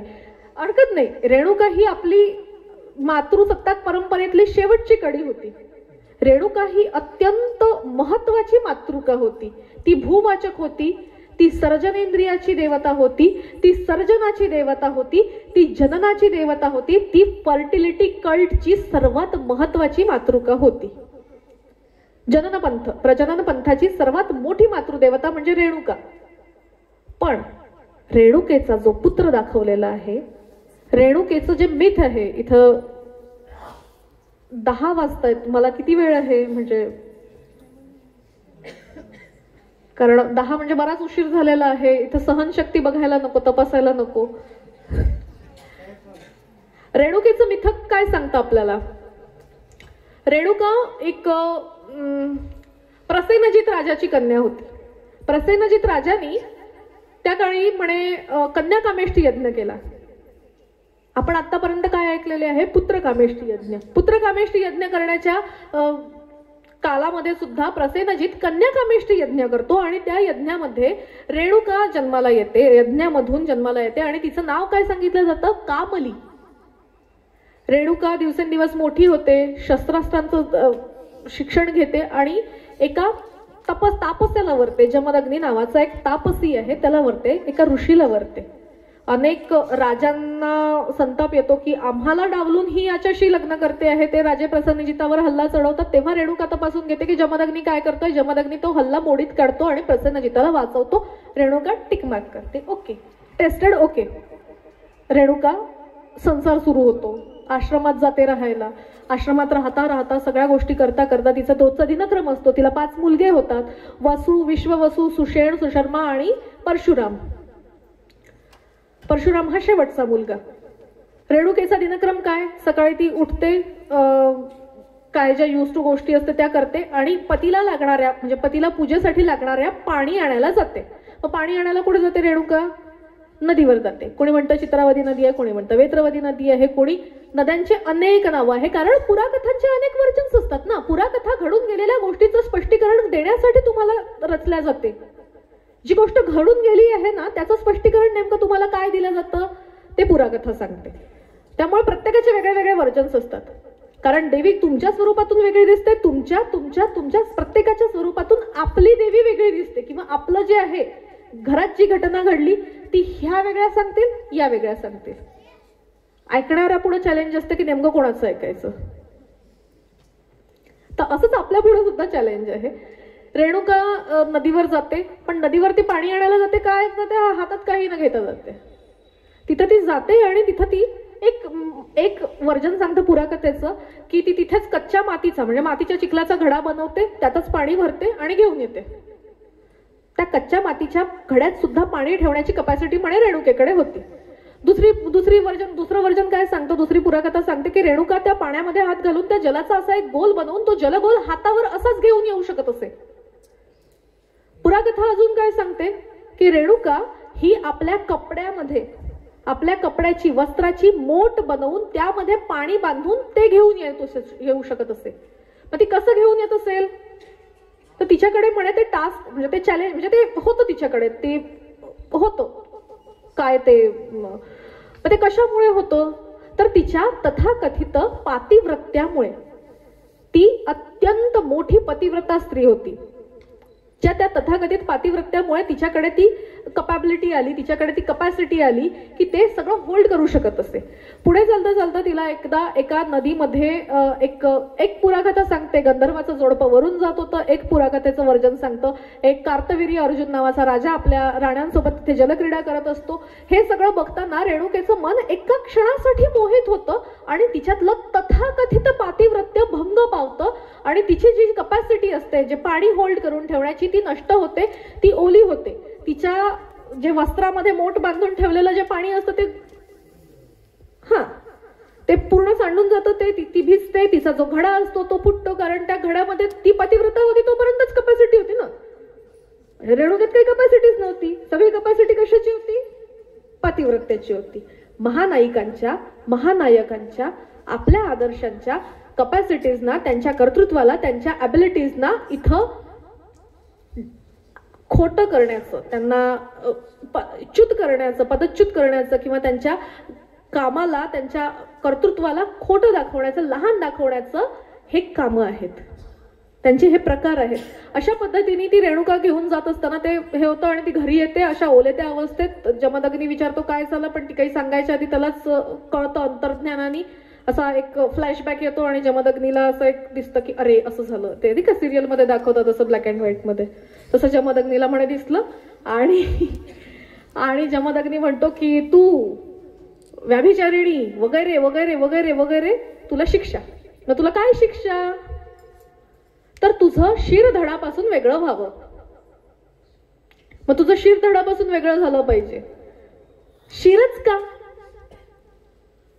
तो तर इतर कुठलाही देहदंड देऊन मारू शकत असला असता, पण शिराला आपल्या मानववंशशास्त्रामध्ये किंवा शिराला या मायथॉलॉजिकल भाषेमध्ये गर्भाशयाचं प्रतीक मानलं गेलेलं आहे. हे आपल्याला कुठं दिसतं? तर हे आपल्याला अनेक देवता ह्या मुखवट्यांच्या स्वरूपात अस्तित्वात आहे. माहूरची रेणुका, पुन्हा अंबेजोगाईची जी काही वेडेश्वरी म्हणतात ना अंबेजोगाईला, तर ह्या योगेश्वरी, अशा ज्या काही देवी आहेत ना, ह्या सगळ्या देवतांचे तांदळे आहेत. हे जे तांदळेच नुसते पूजल्या जातात ना, ते त्या शिराच्या स्वरूपात पूजल्या जातात. तर ते शिर पूजल्या जात नसून ते गर्भाशयाचं प्रतीक म्हणून पूजलं जातं. त्यांना पुढं मागं मग आपण डाग डोळे काढून मानवी स्वरूप, कारण आराध्याच्या कल्पना ह्या आराध्य मानणाऱ्या आराध्याच्या कल्पना ह्या आराध्य देवतेवर आरोपित होत असतात, म्हणून ते चेहरे झालेत. अशा पद्धतीने त्यांनी शिर कापण्याचा एक दिला. कारण काय की तुझी जनन करण्याच्या क्षमतेवरच मी हल्ला करतो आहे, म्हणून तिच्या गर्भाशयाचं प्रतीक असलेल्या मस्तकावर त्यांनी हल्ला करून ते तोडून टाकायला सांगितलं. मग मस्तक तोडून टाकायला सांगितलं. प्रत्येक मुलाला सांगितलं की बाबा रे जा तोड, मी तुला सांगतोय, तू आईला शिक्षा कर. मुलाला सांगितलेलं इथे प्रत्येक वेळेला. रेणुकेचे 5 मुलं होते, 4ही मुलांनी म्हटलं की नाही बाबा हे काही आमच्या ज्याने जमणार नाही, आणि सॉरी मी काही करणार नाही बाबा, हे काम मला जमणार नाहीये. मग शेवटचा मुलगा येतो रेणुकेचा आणि तो म्हणतो ठीक आहे बाबा, तुम्ही सांगता ओके, तुमचा शब्द माझ्यासाठी शेवटचा. तो घेतो शस्त्र आणि शिर धडा वेगळं करतो. आता या मिथकाला सारवासारव करण्यासाठी काय केलं जातं? मुळात इथे मुलगा आईची हत्या करतोय. या मिथकाकडे जर का बघायला सांगितलेलं आहे तर मुलगा आईची हत्या करतो आहे. म्हणजे काय की मातृसत्ताक परंपरेचे पायीक असलेल्या लोकांनाच आपल्या आराध्याच्या, आपल्या मातृकेच्या परंपरेचं हनन करून ती परंपरा सोडण्याचं सांगण्यात येत गेलं. कुणाकडून?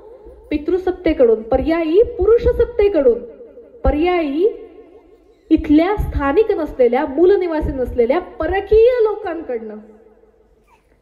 ह्या प्रत्येक गोष्टीच्या मागे एक बराच मोठा अर्थ दडलेला आहे.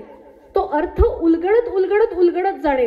पुराकथांचा अर्थ या सहडांगे, हे डॉक्टर सहडांगे फार मोठे अभ्यासक होते, त्यांच्या लेखांमधून आपल्याला कळतं. रॉबर्ट बिफ्रॉचं द मदर्स नावाचं एक 3 खंडांचं त्रिखंडात्मक फार मोठं पुस्तक आहे.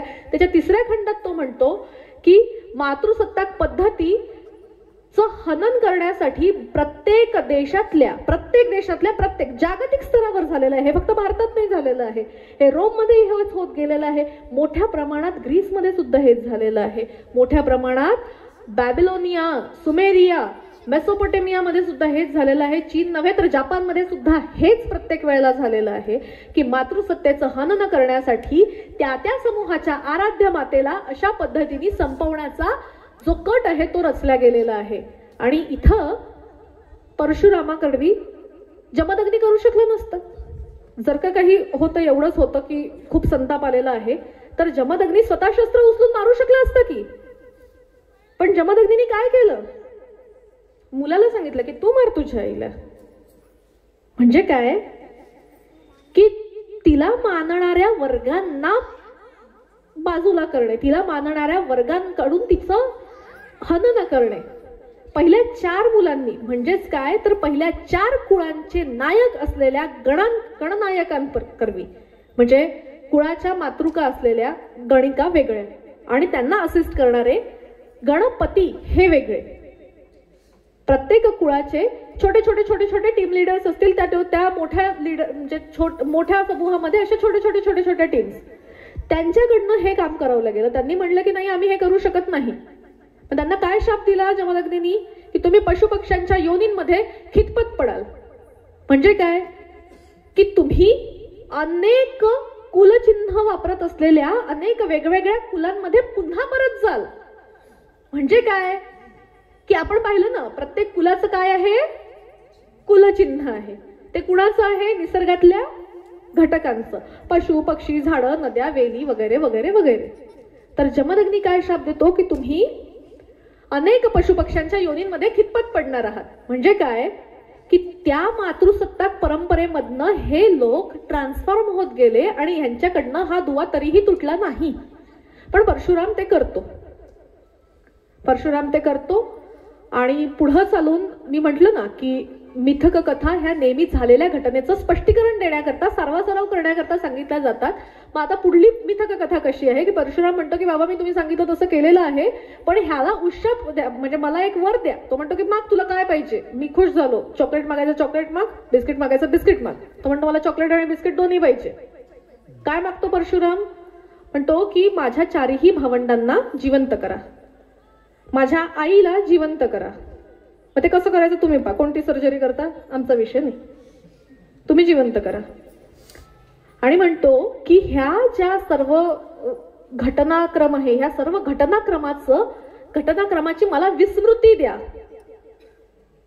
सगळ्यांना विस्मृती द्या की हे जे काही झालं हे झालंच नव्हतं बाबा, आता इथून आपण पुढे गुण्या गोविंदांनी राहू.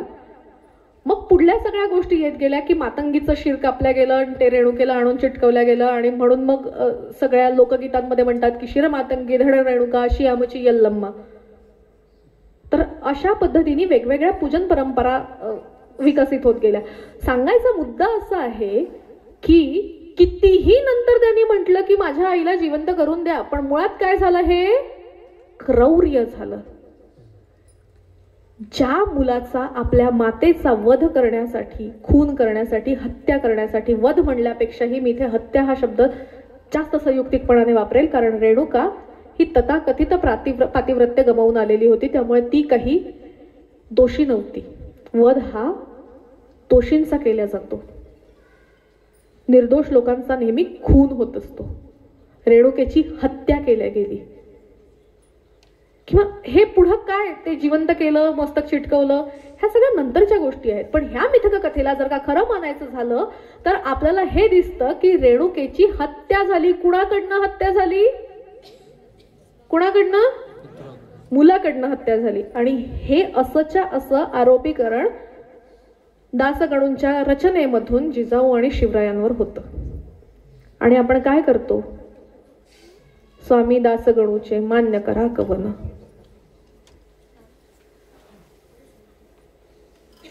माझा प्रश्न असा आहे की इथं आपल्या आईला मारणारा परशुराम हा पितृसत्तेचा सर्वात मोठा वाहक होता. मातृसत्तेची सर्वात शेवटची कडी असलेल्या रेणुकेला संपवणारा अग्रेसिव्ह घटक होता. आणि हे उपमा आपण आपल्या मातृकेला आणि ज्याला आपण आपला बाप म्हणवतो, ज्याचा आपण आदर्श घेतो, ज्याला आपण डोक्यावर नव्हे डोक्यात घेऊन नाचतो आणि जगतो आणि वाचतो, अशा आदर्श माता पुत्राच्या जोडीवर हा असा उपमा अलंकार लावून घ्यावा का? याच धर्तीची ही सगळी मिथकं आहेत. या मिथकांची कशा पद्धतीने चिकित्सा व्हायला हवी? मुळात आजच्या स्त्रीनी काय करायला हवं? आजच्या स्त्रीनी सर्वात पहिली गोष्ट, कुठलाही धर्म, कर्म, कांड हे सगळं न नाकारता त्याची चिकित्सा करायला हवी. तुम्ही नाकारलत तर ते नकारल्या जाईल. ते का नाकारलं जातंय हे नाही येणार ना. ते का नाकारलं पाहिजे? मुळात आता ही जी गोष्ट आहे, ही गोष्ट का नाकारली गेली पाहिजे? तर त्यामागचं कारण हे आहे, मुळात रेणुका ही अपूज्य कधीच नव्हती. रेणुका ही इथल्या मातृदेवता, ही इथल्या मातृसत्ताक लोकांची आद्य मातृदेवता होती, आहे आणि राहील. पण रेणुकेची कथा सुद्धा किती फिल्टर करून आपण घेतली पाहिजे हे आपल्याला दिसतं. कारण आपण जर का आपली सगळी प्रतीकं गमावून बसू तर आपल्याकडे राहणार काय आहे? आज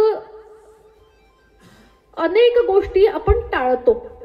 पैकी कमळाला आपण अग्रेसिव्हली टाळू, कारण ते एका विविक्षित विचारधारेचं प्रक्षेपण आपल्यावर करतं. उद्या चालून कुठलंही चिन्ह, मग ते तुतारी असो, हात असो, घड्याळ असो, मशाल असो किंवा कुठले अजून चिन्ह आहेत, कुठले चिन्ह असो, कपबशी असो, नगारा असो, अशी अनेक चिन्ह आपल्याला नाकारता यायला हवीत. उद्या चालून पंजा हे चिन्ह असलेल्या पक्षाने जरी अशा पद्धतीचं विचारधारा आपल्यावर लादण्यात आली तर ती नाकारता यायला हवी. आपल्याला स्वीकाराचा आणि नकाराचा अधिकार असला पाहिजे. मुळात आपण जर का कमळ नाकारायचं ठरवलं तर मग आपल्याकडे काय उरेल? समजा कंबल या नागकुलाचं हे चिन्ह होतं कमळ. कमळ हे विश्वयोनीचं प्रतीक मानलं जातं. कमळ हे इथल्या मातृसत्तेचं सर्वात मोठं लक्षण मानलं जातं. मातृसत्तेत पूजल्या जाणारी जी सर्वात महत्वाची जी शिल्प आहेत, आलमपूरच्या तितक्यात सापडतात, तेरला सापडतात. इतकंच नव्हे तर चंद्रपुरात सुद्धा सापडलेली आहेत काही योनी शिल्प. त्यांच्या शिराच्या जागी कमळं आहेत.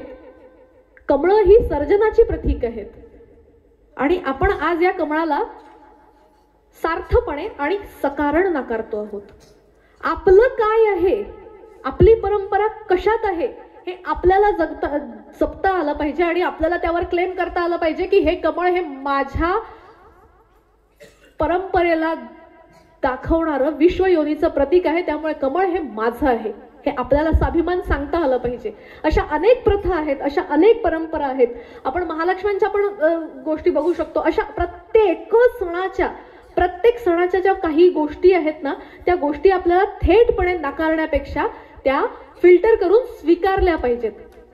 त्यामुळे आपण कुठल्याही गोष्टीला सरसकट नकार न देता त्या गोष्टी फिल्टर करून स्वीकारल्या पाहिजेत असं मला इथे सांगावंसं वाटतं. आणि रेणुका आणि जिजाऊ यांची तुलना करणाऱ्या शिवाजी महाराजांच्या हाती असलेली तलवार ही भवानीने दिली. शिवाजी महाराजांना वेढ्यातून सुटण्याची प्रेरणा भवानीने दिली. अशा सारख्या अनेक मिथकांचा इथे मी निषेध करून मिथकांप्रती आपण सर्वांनी सजगता वाढवावी अशी आपल्याकडे विनंती करून मी या ठिकाणी थांबते आणि मला इथे बोलण्याची संधी दिली याबद्दल मी आयोजकांचे आभार मानते. धन्यवाद. जय जिजाऊ.